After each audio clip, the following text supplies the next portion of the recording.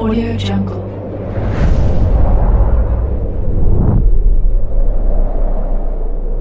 Yo, balik lagi di Manhua TV. Kali ini kita akan lanjutkan pembahasan dari cerita After Improv Leaking a Dog, I Became a Billionaire. Mimin infokan kembali bagi teman-teman yang ingin menonton video terbaru lebih cepat, silahkan bergabung menjadi member di channel ini dengan biaya 5.000 per bulannya. Jika tidak, teman-teman bisa bersabar lebih dulu selama 2-3 hari untuk menonton video tersebut. Tanpa berlama-lama, yuk kita masuk ke disclaimer dulu.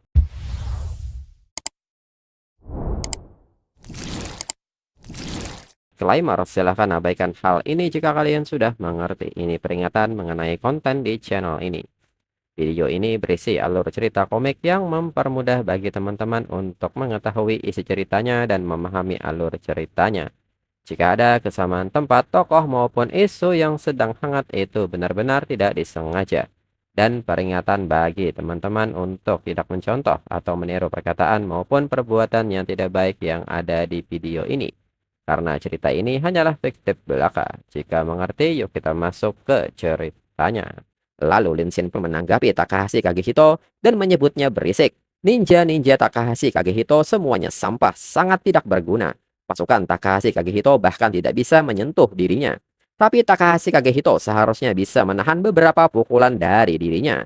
Takahashi Kagehito pun menyebut Lin Xin sangat sombong dan seketika maju menyerang. Tobi Saito pun kaget melihat serangan ini dan menilai bahwa itu adalah Shadow Clone. Dengan bergerak pada kecepatan sangat tinggi dan terus berganti posisi, titik balik gerakannya meninggalkan bayangan di mata, menciptakan efek bayangan klon. Ternyata kekuatannya sudah sedahsyat ini. Namun nyatanya serangan Takahashi Kagehito ini dengan mudah dihindari oleh Lin Xin. Takahashi Kagehito mengatakan bahwa dirinya lahir dari klan Demon Shadow Style dan mulai membunuh musuh sejak usia 10 tahun. Pada usia 15 tahun, dirinya seorang diri memusnahkan sebuah klan ninja tingkat sedang.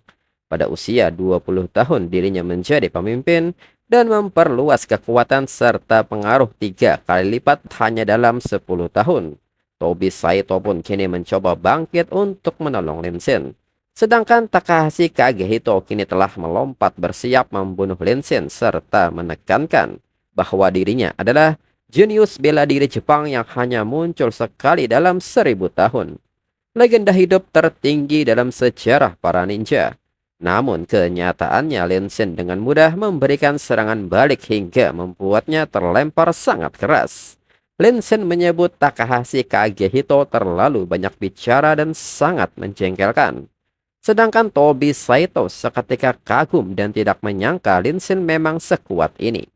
Hingga tingkat kesukaan Tobi Saito bertambah 4% dan menjadikan tingkat kesukaannya menjadi 100%. Notifikasi pun kini mengucapkan selamat kepada Lin Xin karena telah berhasil menyelesaikan misi serangan balik ke-10. Hubungan Tobi Saito dengan Lin Xin berubah menjadi kesetiaan mutlak. Mulai sekarang Tobi Saito akan sepenuhnya mengabdi dan tidak akan pernah mengkhianati Lin Xin. Menghabiskan 1 miliar dana serangan balik pada fase kedua, mendapatkan uang kembali sebesar 100 juta. Hadiah semua atribut plus 1 level, hingga level atribut keseluruhan saat ini adalah 23. Lin Xin bisa bebas memilih 1 skill, dan sisa kesempatan untuk memilih skill adalah 5. Kemudian kini Lin Xin menyebut Tobi Saito sudah bekerja keras. Tobi Saito mengatakan bahwa dirinya sangat menyesal. Semua ini karena dirinya, hingga Lin Xin terseret dalam masalah dengan klan Demon Shadow Style. Karena ponselnya disadap oleh mereka, dirinya tidak punya pilihan selain melindungi Lin Xin dengan cara lain.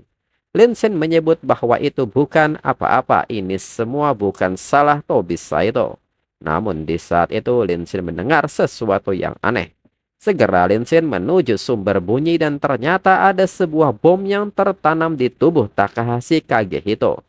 Tobi Saito menyebut ini celaka, itu adalah tubuh pengganti Takahashi Kagehito. Dia pasti ada di dekat sini dan benar saja, Takahashi Kagehito baru saja keluar. Dalam tawanya dengan kurang dari 20 detik tersisa, mereka bahkan tidak punya waktu untuk mengenakan parasut.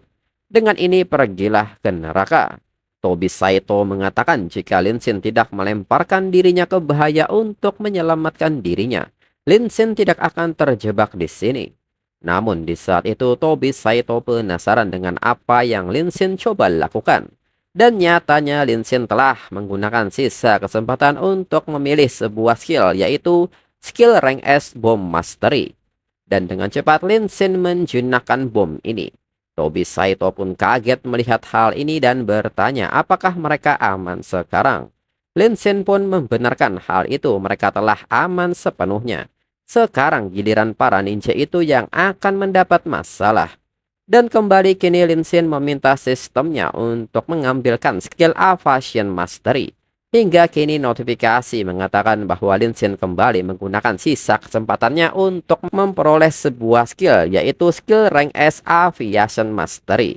Dan kini segera Lin Xin membuka ruang kokpit dan melumpuhkan sisa-sisa dari para ninja. Tobi Saito kini bertanya apa yang Lin Xin coba lakukan.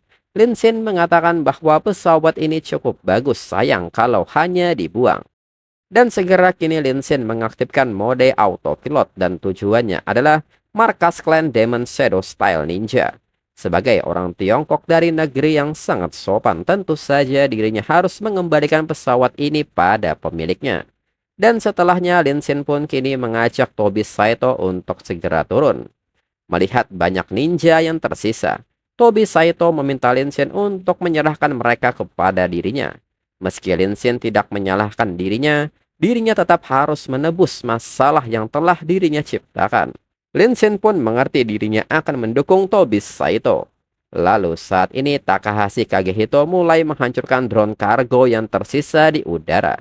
Dan kini Lin Xin dan Tobi Saito telah menyusulnya serta mendarat di atas drone kargo. Takahashi Kagehito pun kaget melihat kehadiran mereka berdua dan menyebut ini mustahil. Mengapa bom itu tidak meledak? Takahashi Kagehito pun meminta bawahannya untuk mengabaikan kedua wanita itu lebih dulu dan fokuskan segalanya untuk membunuh Lin Xin dan Tobi Saito lebih dulu. Hingga kini semua serangan datang dari segala sisi. Dengan cepat Lin Xin kini memegang pinggang Tobi Saito dan melemparnya ke udara. Sedangkan Lin Xin sendiri kini melakukan gerakan freestyle untuk menghindari serangan ini. Tobi Saito yang melihat ini pun tidak menyangka Lin Xin bahkan bisa menghindari serangan ini. Dan segera Tobi Saito datang kembali dan memberikan serangannya hingga membunuh dua ninja itu. Lin Xin pun kini segera menangkap Tobi Saito ke pelukannya. Tobi Saito pun seketika ingat pose ini sama persis seperti waktu di speedboat.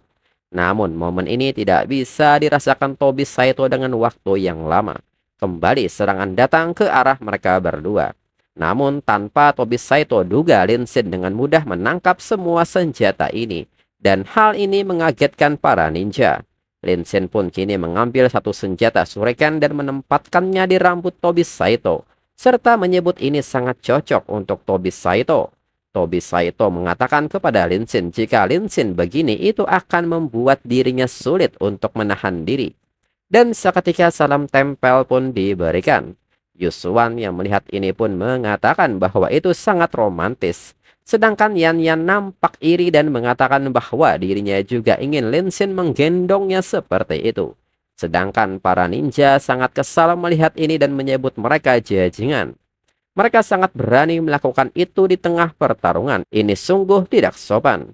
Segera Takahashi Kagehito meminta mereka semua untuk menyerang bersama. Dengan cepat mereka memutar arah dan menuju ke arah Lin Xin. Mereka akan menyerang bersama dan akan lihat apa kali ini Lin Xin bisa menghindarinya. Melihat hal ini Lin Xin segera mengangkat Tobi Saito ke udara yang sudah memegang kedua senjatanya. Hingga kini Lin Xin memutar tubuh Tobi Saito layaknya baling-baling untuk memblokir semua serangan yang datang. Hingga saat mereka menargetkan drone kargo Lin Xin, segera Lin Xin melompat menuju drone kargo yang lain. Hingga serangan itu berulang kali terus terjadi. Takahashi Kagehito yang melihat ini pun nampak kaget dan menyebut ini mustahil. Mengapa dia bisa sekuat itu? Takahashi Kagehito merasa ini buruk dan dirinya harus segera kabur. Namun di saat itu Takahashi Kagehito dikagetkan dengan pesawat mereka yang kembali serta bertanya mengapa pesawat itu kembali. Lin Xin membenarkan hal itu. Pesawat itu kembali untuk membawa Takahashi Kagehito pulang. Takahashi Kagehito pun kaget dengan kehadiran Lin Xin yang tiba-tiba. Hingga Lin Xin kini menendang Takahashi Kagehito menuju pesawat dan membuat Takahashi Kagehito terjebak di jendela pesawat. Lalu kini notifikasi pesawat bahwa autopilot diaktifkan menuju basis klan Demon Shadow Ninja. Perkiraan waktu tiba adalah 30 menit.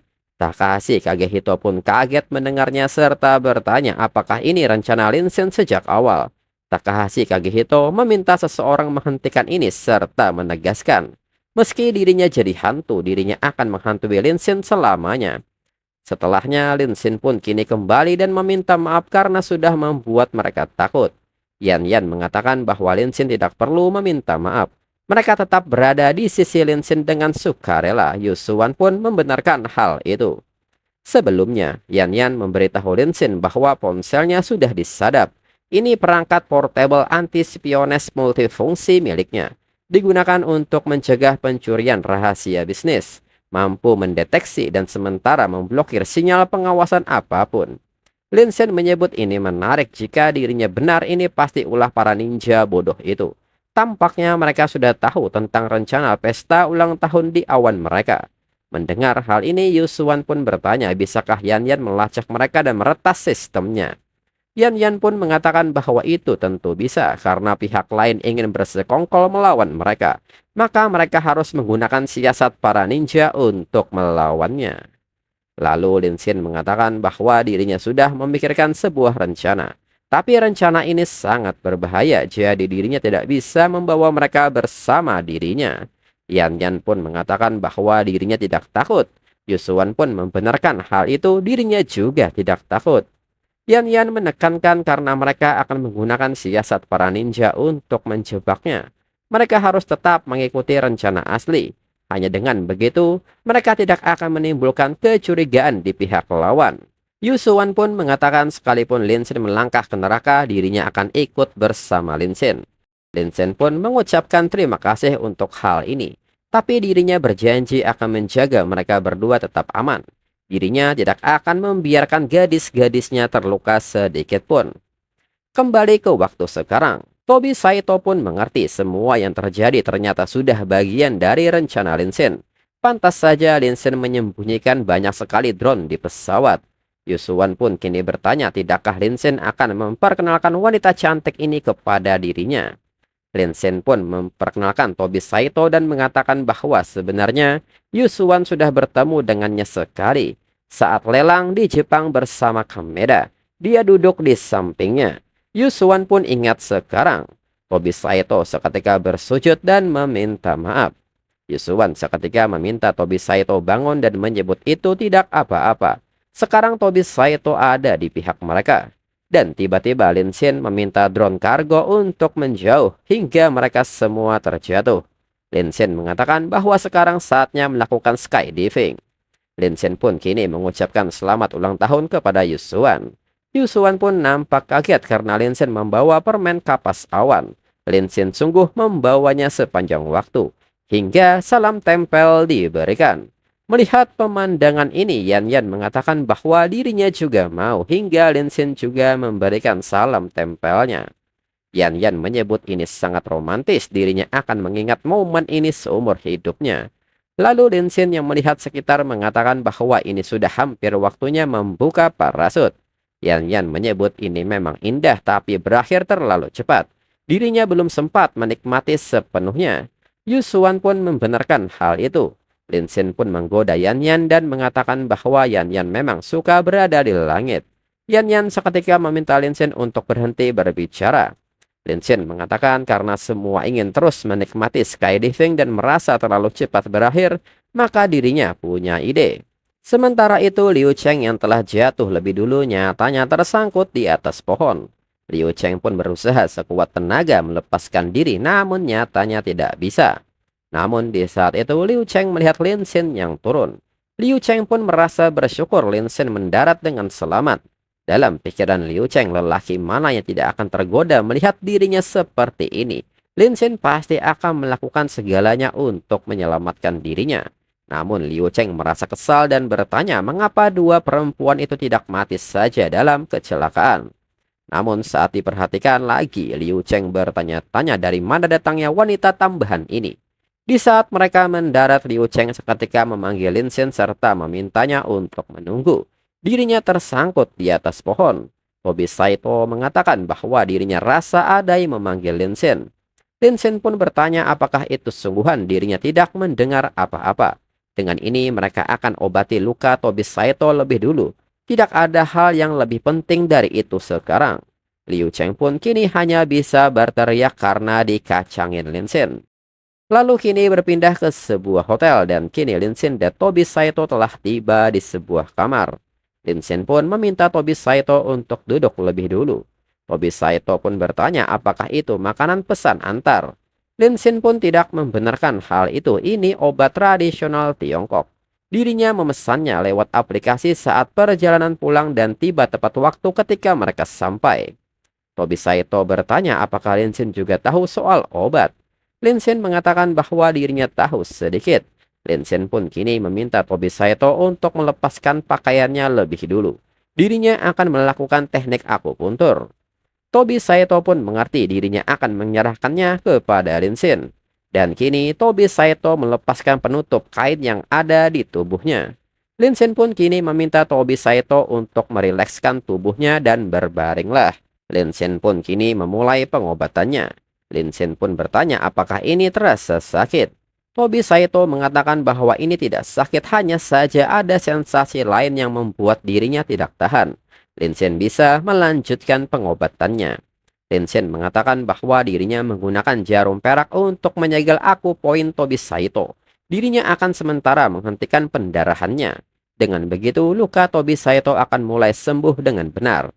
Dan kini dirinya akan mentotok bagian belakang tubuh Tobi Saito. Tobi Saito seketika berteriak dan menyebut punggung bawahnya terasa kesemutan dan mati rasa. Setelahnya, Lin Xin mengatakan bahwa dirinya akan mengoleskan obat dan membalut luka Tobi Saito. Dan perlahan Lin Xin kini mulai membalut tubuh Tobi Saito. Tobi Saito menilai bahwa Lin Xin sepenuhnya fokus, sama sekali tidak ada pikiran kotor. Tapi semakin Lin Xin fokus, semakin dirinya terangsang. Dan setelahnya Lin Xin mengatakan bahwa ini sudah selesai. Tobi Saito pun mengucapkan terima kasih kepada Lin Xin. Lin Xin mengatakan bahwa pendarahan darah Tobi Saito terlalu cepat, itu tidak baik untuk penyembuhan. Penyegelan akupoin yang dirinya lakukan tadi hanya bertahan 1 jam. Jika terus begini, luka Tobi Saito akan kembali berdarah. Tobi Saito pun mengatakan bahwa 1 jam lebih ini sudah lebih dari cukup bagi dirinya. Bisakah Lin Xin membantu dirinya untuk tenang? Lin Xin mengatakan bahwa Tobi Saito masih terluka. Tobi Saito tidak bisa bergerak sembarangan. Tobi Saito mengatakan bahwa dirinya akan berbaring diam dan tidak bergerak. Dengan itu, apakah boleh? Lin Xin pun mengerti dirinya akan menenangkan Tobi Saito dengan lembut. Setelahnya, tubuh Tobi Saito pun nampak gemetar. Lin Xin meminta Tobi Saito untuk beristirahat di sini dan fokus memulihkan diri. Dirinya akan keluar sebentar. Tobi Saito pun mengucapkan terima kasih serta memanggil Lin Xin dengan sebutan Master. Lin Xin seketika bertanya mengapa Tobi Saito memanggil dirinya dengan sebutan Master. Tobi Saito mengatakan bahwa sejak kecil Demon Shadow Style melatih dirinya menjadi senjata. Dirinya hanya tahu bertarung. Dirinya tidak pernah punya hidup sendiri. Tapi setelah bertemu dengan Lin Xin, dirinya akhirnya menemukan tujuan hidup untuk melindungi Lin Xin seumur hidup. Jadi dirinya mohon biarkan dirinya tetap di sisi Lin Xin sebagai pengawal paling setia. Lin Xin tidak menyangka Tobi Saito akan sangat tulus sekali. Tidak pantas jika dirinya tolak mentah-mentah. Lin Xin pun mengerti, tapi sebenarnya seseorang bisa punya banyak tujuan hidup. Tobi Saito bisa perlahan menemukan tujuan lain untuk diri Tobi Saito sendiri. Tobi Saito pun bertanya soal tujuan lain ini. Lalu Tobi Saito pun seketika berbisik dan menyatakan keinginannya, serta bertanya apakah ini bisa juga dianggap sebagai tujuan hidup. Kemudian keesokan harinya Yan Yan meminta Yusuan untuk tidak mengintip. Yusuan pun bertanya kemana Yan Yan membawa dirinya. Yan Yan bertingkah sangat misterius. Dan suara angin di sini sangat keras. Dan seketika kini Yan Yan membuka mata Yusuan serta mengatakan bahwa mereka sudah sampai. Yusuan pun sangat kaget dengan pemandangan ini dan seketika mundur. Namun di saat itu Linsin menarik tangan Yusuan untuk maju.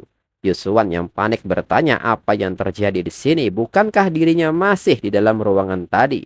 Bagaimana tiba-tiba mereka berada setinggi ini di langit? Dirinya bahkan tidak membawa parasut. Yan Yan seketika mengatakan bahwa Yusuan terlihat sangat imut saat ketakutan. Ini adalah ruang uji aerodinamika. Yusuan pun bertanya soal uji aerodinamika ini. Dan untuk episode selanjutnya tunggu 2 sampai 3 minggu lagi. Sekian dan terima kasih.